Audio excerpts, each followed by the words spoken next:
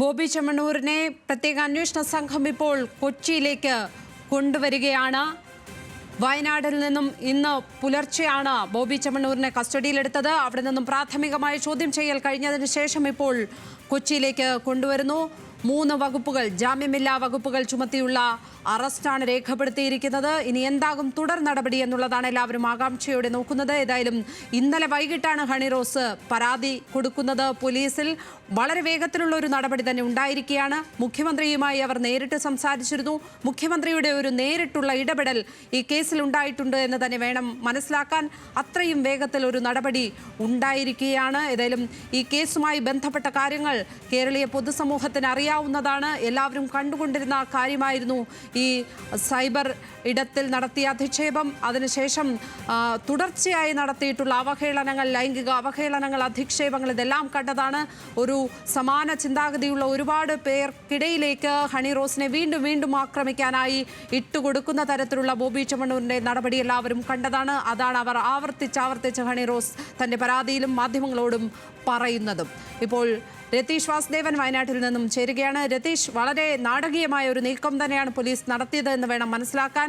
മുൻകൂർ ജാമ്യത്തിനൊക്കെ ശ്രമിക്കുന്നതിനിടെ നേരെ വയനാട്ടിലേക്ക് തന്നെ, അദ്ദേഹത്തിൻ്റെ തന്നെ പ്രോപ്പർട്ടിയിലേക്ക് ചെന്ന് കസ്റ്റഡിയിലെടുക്കുന്നു, അറസ്റ്റ് രേഖപ്പെടുത്തുന്നു.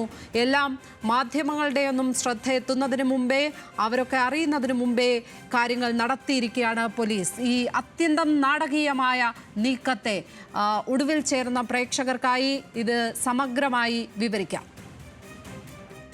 ലക്ഷ്മി, തീർച്ചയായും ഫഹിനൊക്കെ നേരത്തെ സൂചിപ്പിച്ച പോലെ പ്രത്യേക അന്വേഷണ സംഘം ഉണ്ടാക്കിയിരുന്നു. വിവിധ തരത്തിലുള്ള 10 അംഗ അന്വേഷണ സംഘം ഉണ്ടാക്കിയിരുന്നു. ഇതിൽ പല ട്രൂപ്പുകളായി, പല സംഘങ്ങളായി തിരിഞ്ഞ് ബോബി ചെമ്മണ്ണൂരിനെ, അദ്ദേഹത്തെ ലൊക്കേറ്റ് ചെയ്യാനുള്ള ശ്രമം നടത്തിയിരുന്നു. ഇദ്ദേഹം മുൻകൂർ ജാമ്യത്തിന് ശ്രമിക്കുന്നുണ്ട് എന്നുള്ളത് വളരെ പ്രധാനപ്പെട്ടതാണ്. അതുകൊണ്ട് തന്നെ പോലീസ് വളരെ ജാഗ്രതയോടെ തന്നെയാണ് ഇരുന്നത്. ഇദ്ദേഹത്തിന് ഇന്ന് കോയമ്പത്തൂരിൽ നടക്കുന്ന അദ്ദേഹത്തിന്റെ ഷോറൂമിന്റെ ഉദ്ഘാടനവുമായി ബന്ധപ്പെട്ട് കോയമ്പത്തൂരിലേക്ക് പോകാൻ സാധ്യതയുണ്ട്. അദ്ദേഹം കോഴിക്കോട്, വയനാട് ഭാഗത്തുണ്ട് എന്ന കൃത്യമായ ധാരണ ഈ പ്രത്യേക അന്വേഷണ സംഘത്തിന് ഉണ്ടായിരുന്നു. അതുകൊണ്ട് തന്നെ ആ ജാഗ്രത ഇവർ നിലനിർത്തിയിരുന്നു. ആ ജാഗ്രതയോട് കൂടെ തന്നെയാണ് പ്രത്യേക സംഘങ്ങൾ വിവിധ ഇടങ്ങളിൽ പരിശോധനയും നിരീക്ഷണവും നടത്തിയത്. തുടർന്ന് ആ സംഘത്തിലെ പ്രധാനമായ വിവരം ലഭിച്ചു. വയനാട്ടിൽ ഈ 1000 ഏക്കറിൽ അദ്ദേഹത്തിന്റെ സാന്നിധ്യമുണ്ട്. അദ്ദേഹം 1000 ഏക്കറിലെ ഹോം സ്റ്റേയിൽ, അദ്ദേഹത്തിന്റെ എസ്റ്റേറ്റ് ബംഗ്ലാവിലുണ്ട് എന്ന് വിവരം ലഭിക്കുന്നു. തുടർന്ന് വളരെ കൃത്യമായ നിരീക്ഷണം നടത്തുന്നു. പ്രത്യേക സംഘം രാവിലെ തന്നെ ഇദ്ദേഹം പോകാൻ, ഊട്ടി വഴി കോയമ്പത്തൂരിലേക്ക് പോകാനുള്ള ശ്രമം നടത്തുന്നതിനിടയിലാണ് ഇദ്ദേഹത്തെ കസ്റ്റഡിയിലെടുത്തതെന്നാണ് നമുക്ക് മനസ്സിലാക്കാൻ സാധിക്കുന്നത്. ഇദ്ദേഹത്തിന്റെ എസ്റ്റേറ്റിന് സമീപം വെച്ച് തന്നെ അദ്ദേഹത്തിന്റെ ഹോം സ്റ്റേയിൽ എത്തിയല്ല അറസ്റ്റ് ചെയ്തെന്നാണ് ഇപ്പോൾ മനസ്സിലാക്കാൻ സാധിക്കുന്നത്. എന്നാൽ അതിന് വ്യക്തത വരേണ്ടതുണ്ട്. എന്തായാലും അദ്ദേഹത്തിന്റെ ഉടമസ്ഥയിലുള്ള അദ്ദേഹത്തിന്റെ എസ്റ്റേറ്റിനുള്ളിൽ വെച്ച് തന്നെ ആ പ്രദേശത്ത് അഞ്ചു റോഡ് ഭാഗത്ത് വെച്ച് തന്നെയാണ് ഇദ്ദേഹം കോയമ്പത്തൂരിലേക്ക് പോകാനുള്ള ശ്രമത്തിനിടയിൽ, ഊട്ടി വഴി കോയമ്പത്തൂരിലേക്ക് പോകാനുള്ള ശ്രമത്തിനിടയിലാണ് ഇദ്ദേഹത്തെ കസ്റ്റഡിയിലെടുത്തതെന്നാണ് നമുക്ക് മനസ്സിലാക്കുന്നത്. എന്തായാലും അതീവ രഹസ്യമായി തന്നെയാണ് ഇദ്ദേഹത്തെ കസ്റ്റഡിയിലെടുത്തത്. തുടർന്ന് വളരെ പൊടുന്നനെ ജില്ലാ സായുധ സേന ക്യാമ്പിലേക്ക്, മേപ്പാടി പുത്തൂർ വയലിലെ ജില്ലാ സായുധ സേന ക്യാമ്പിലേക്ക് ഇദ്ദേഹത്തെ മാറ്റുന്നു. തുടർന്ന് പ്രാഥമികമായ ചോദ്യം ചെയ്യലുകളും മറ്റും, പ്രാഥമികമായ പരിശോധനകളും മറ്റും നടത്തുന്നു. ചോദ്യം ചെയ്യലുകൾ തുടരുന്നു. ഇതിനിടയ്ക്കാണ് വളരെ യാദൃശികമായാണ് ഈ വിവരം മാധ്യമപ്രവർത്തകർ അറിയുന്നത്. തുടർന്ന് മാധ്യമപ്രവർത്തകർ അവിടെ എത്തിയപ്പോഴേക്കും സ്വാഭാവികമായിട്ടും സായുധ സേന ക്യാമ്പാണ്, അതിന്റെ അകത്തേക്ക് പ്രവേശനമില്ല.